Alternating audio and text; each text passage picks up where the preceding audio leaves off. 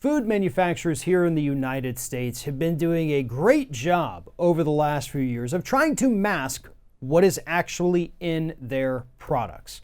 Luckily, consumers here in the United States have been paying attention. They've been reading labels, and they've been finding out left and right that not everything that these food companies are marketing their food as having or not having is true. Joining me now to talk about the latest instance of this is Scott Hardy from TopClassActions.com. So Scott, you and I have done a lot of segments over the last few months talking about food products. They're labeled as containing this, but turns out it's actually this. They say they don't have this, but wow, they're packed full of it.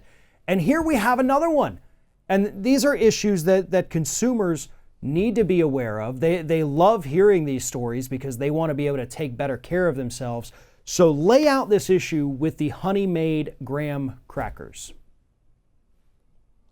Well, it's interesting. So the Honey Maid graham cracker class action lawsuit alleges that they're instead of using graham flour or whole wheat flour, they're actually mainly using refined white flour. And when you buy a graham cracker, you're assuming that you're getting that graham in it, right? Which is the whole grain because it should be healthier and could be better for you and your family. But Honey Maid, which is one of the most popular graham cracker manufacturers out there, is using mostly refined white flour rather than the potentially healthier whole grain. And so this class action is stating that Honey Maid is doing this to save money and intentionally deceive customers so they can charge possibly a premium for these honey graham crackers, but consumers are getting duped because they think it contains graham flour, they think it contains more whole wheat flour, when in fact it's just all refined white flour, which really doesn't have any health benefits at all. Right. I mean, refined white flour is essentially flour that's had everything stripped out of it. Typically it is bleached, which also makes it almost impossible for yeast to grow. So there's a little life hack for you if you're watching this. Don't ever use bleached flour to try to make any kind of yeast doughs or breads. But nonetheless, there's no nutritional benefit to it other than being a filler. And consumers do have other options out there. There are crackers available that are made with this graham whole wheat flour and not this refined, over-processed white flour. And that's what's always at the heart of these issues. Consumers would have made a different choice had they known what was actually happening. Now, most people probably would have said, okay, well, it's made with white flour instead of graham flour. I don't care about that because I just like the taste of these graham crackers. And that's fine. There's nothing wrong with that. But for those people who said, oh, this is obviously a healthier option because of how it's advertised, because of what that label is screaming at me, so I'm going to choose this product over product B or C.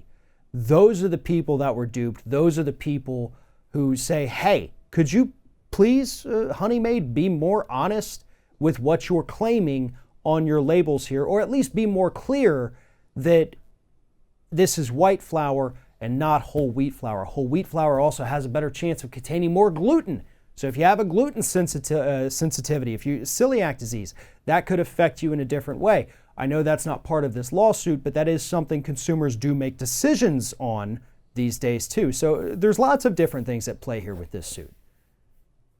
Right, yeah, it's when we take a look at all of the other graham cracker manufacturers, if you're trying to get that whole wheat, that actual whole grain flour in your food, you might want to switch to more of a smaller producer or one that's more organic, because those are the manufacturers that you noted are using whole grain or graham flour in the crackers themselves. So you have a better idea of what's actually in the food you're going to eat and the food that you're going to be giving to your kids. And there is a better chance of it actually being healthier for them. Because just like you said, Farron, this food doesn't have all of the nutrients, and this flour doesn't have all the nutrients bleached out of it, so they can cheaply go ahead and make as many graham crackers as possible. They actually do have more of those nutrients in there, and you could potentially have a better product that's better for your kids. Right, and something that if you're going to eat it, you're going to get some vitamins instead of just, here's a white flour cracker that's going to act as nothing more than a filler, give me some carbs, and I finish out the day. People want to be healthier. I mean, we understand that as a society, as a planet at this point. We want to eat a little better. We want to make the small changes where we can. And to be honest, when you look around this country, especially, one of the smallest changes that people have made is I'm going to go from the white flour to the whole grain flour. That may seem small, it may seem inconsequential, but the prevalence of whole wheat products over the last few years has skyrocketed because people are trying to make that healthier choice, substitute something that's not healthy for something that's slightly better for them. And to me, that really gets to the heart of this issue too. We may not always be perfect with it. I'm sure as heck not. But in small doses, in small cases, we are trying to make better decisions for ourselves. And at that point, it's up to the companies to be completely honest with us with what is in their products so that we can continue trying to make those healthier decisions here.